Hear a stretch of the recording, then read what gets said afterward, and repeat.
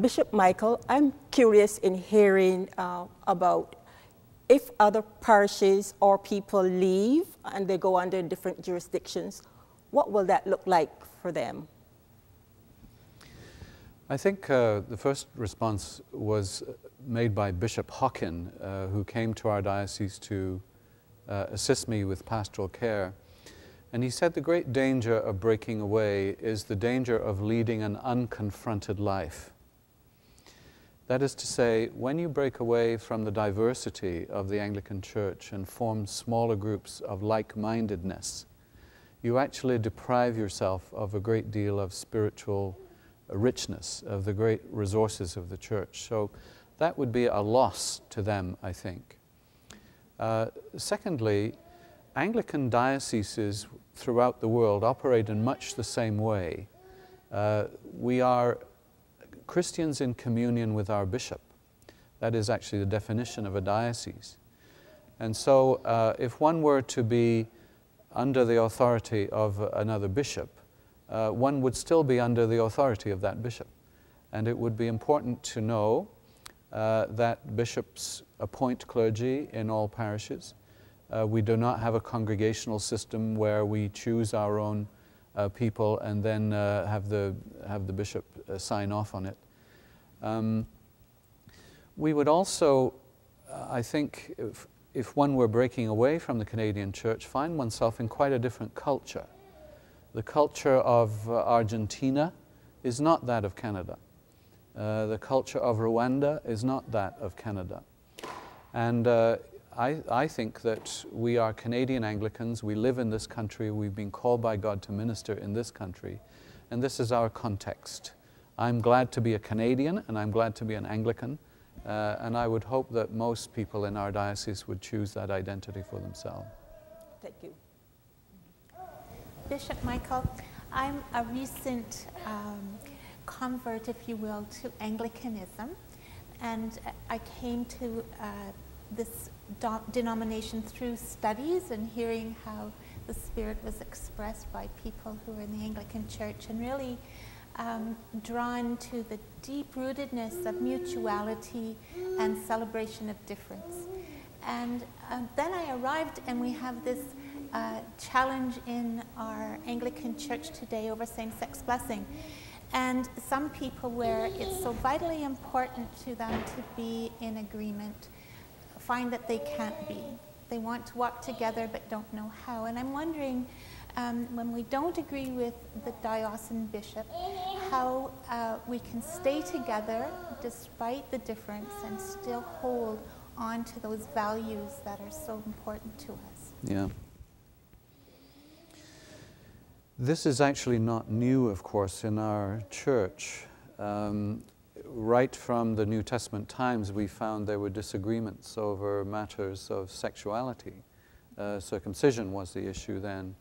More recently, in our lifetime, we've had to deal with quite strong differences of opinion on the ordination of women, on abortion, on divorce and remarriage, and even something which is clearly a core doctrinal issue, the relationship of baptism and confirmation. So it's not unusual for us to have to deal with differing convictions. What our tradition has done is to respect difference and to call us to live together and work together for the mission of Christ. And I think that's the genius of Anglicanism, actually.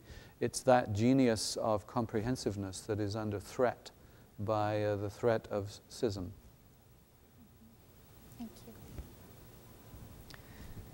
Bishop Michael, following on that sort of thought of unity, the world seems to be moving toward more of an ecumenical vision of more tolerance, more acceptance, more understanding.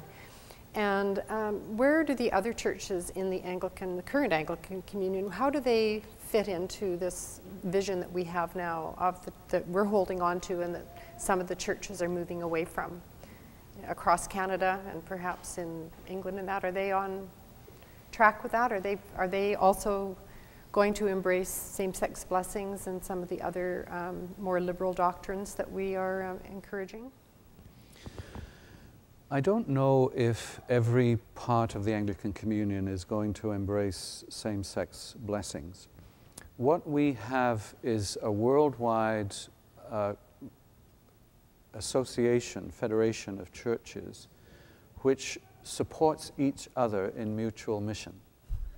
So we have done a great deal to support the work of churches in Africa, in Asia, in South America, and so on.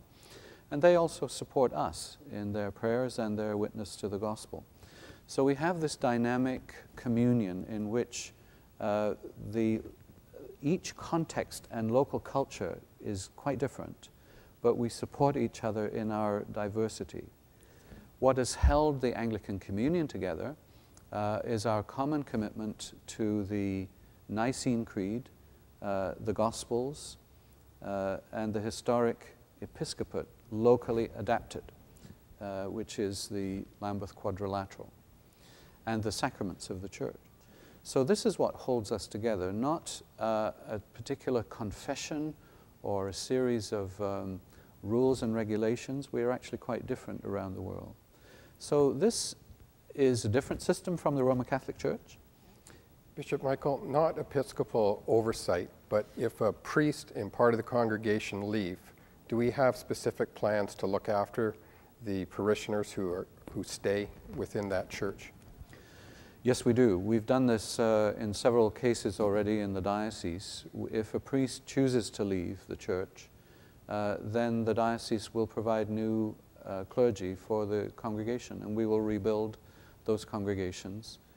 As I've said, people are free to leave the church. We don't want them to, but they are free to do that. The church, however, will continue, the parish will continue, and the diocese will continue. And so if there are parishioners who feel that their leadership is abandoning them, yes, we will not abandon them. We'll make sure that they're cared for.